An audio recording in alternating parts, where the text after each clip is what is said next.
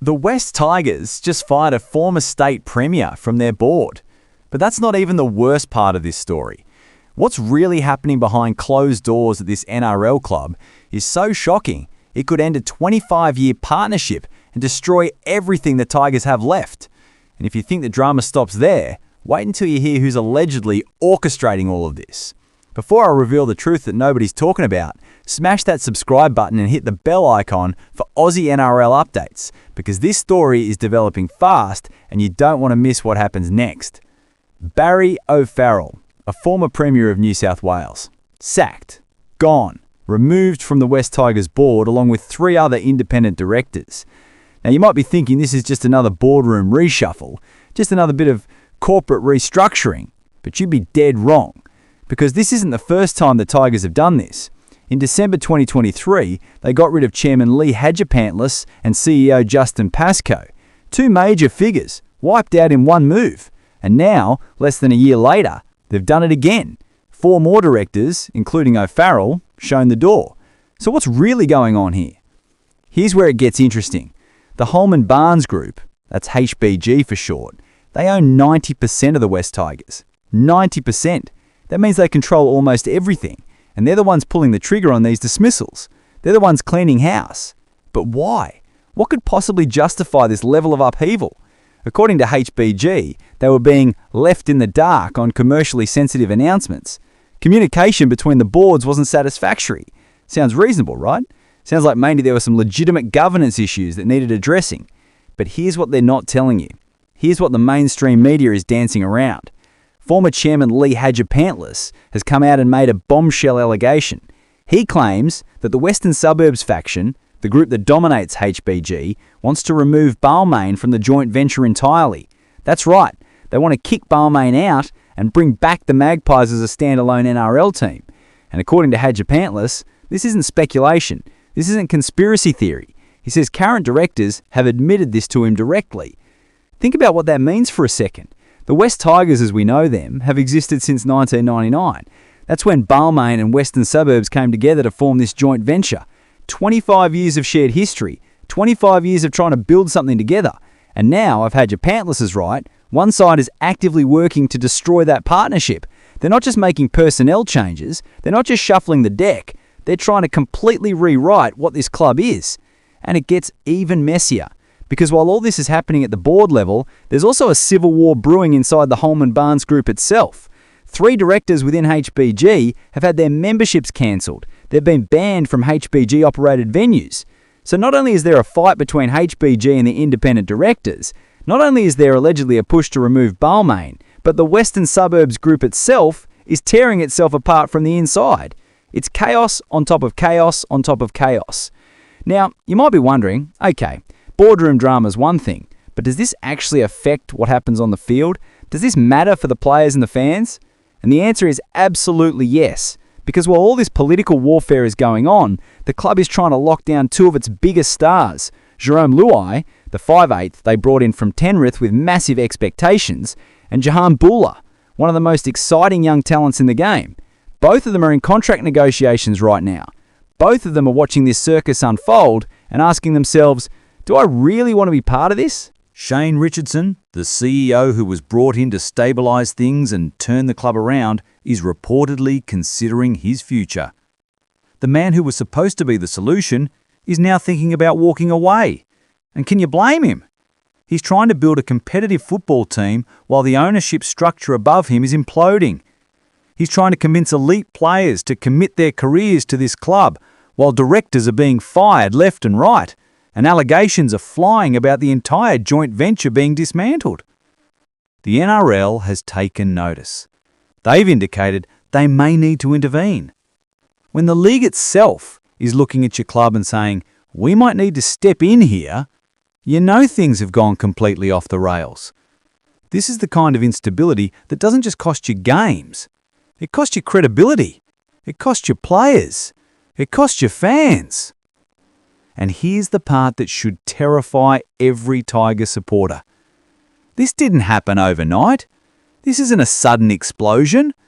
This is the result of deep, fundamental problems that have been festering for years. Remember, the The joint venture was always a marriage of convenience. Balmain and Western Suburbs didn't merge because they loved each other. They merged because they both needed to survive in the modern NRL.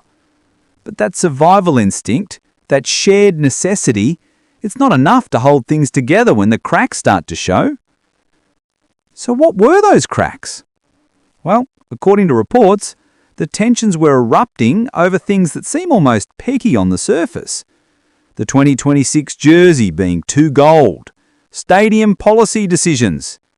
These sound like minor disagreements, right? The kind of stuff that any organisation deals with. But when you dig deeper, you realise these aren't really about jerseys or stadiums. They're about identity.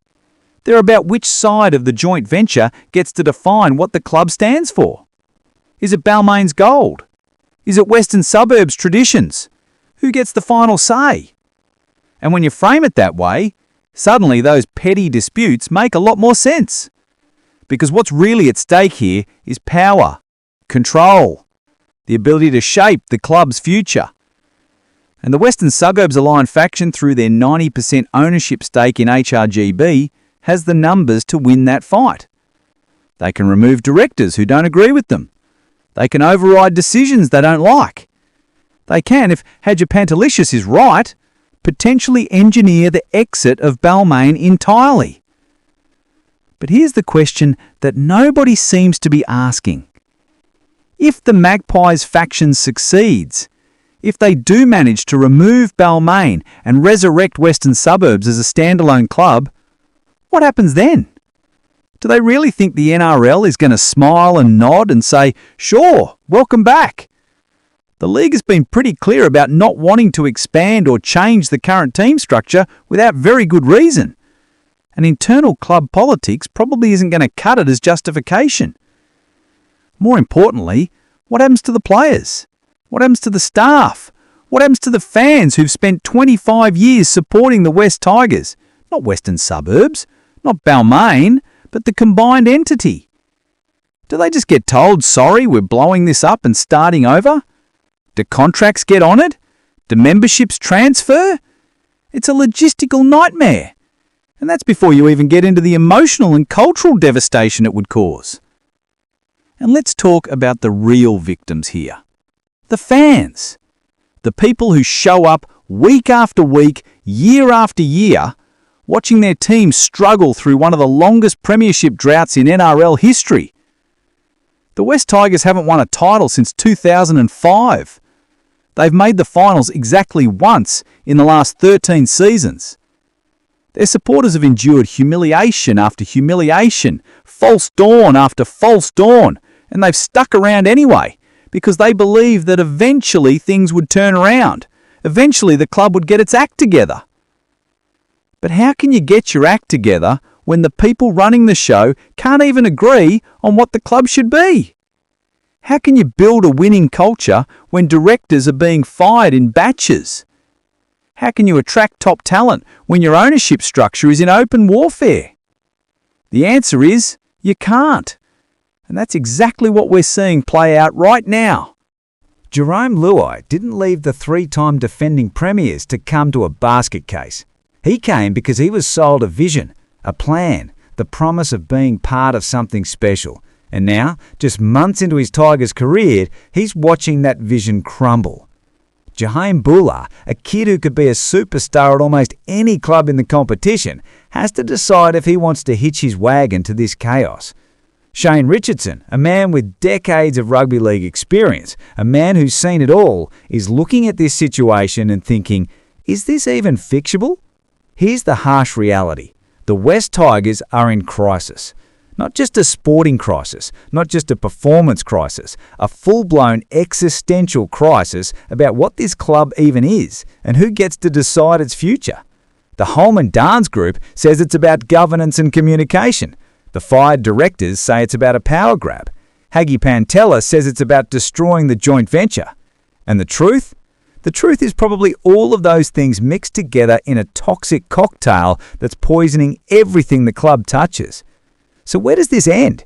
Does the NRL step in and force a resolution? Do the warring factions somehow find a way to coexist? Does Balmain get pushed out and Western suburbs rise from the ashes? Or does the whole thing just collapse under the weight of its own dysfunction? Right now, nobody knows. And that uncertainty, that instability, that's killing the club from the inside out. The West Tigers saga isn't about one decision or one dismissal. It's about a fundamentally broken structure that's finally reached its breaking point. And unless something changes dramatically, and soon, we might be watching the slow-motion death of an NRL club. This is the real story. This is what's actually happening behind the press releases and the corporate spin. If you want to stay updated on this developing disaster and every other major story in rugby league, subscribe to Aussie NRL Updates right now. Hit that notification bell because this situation is far from over, and when the next bombshell drops, you want to be the first to know. I'll see you in the next one.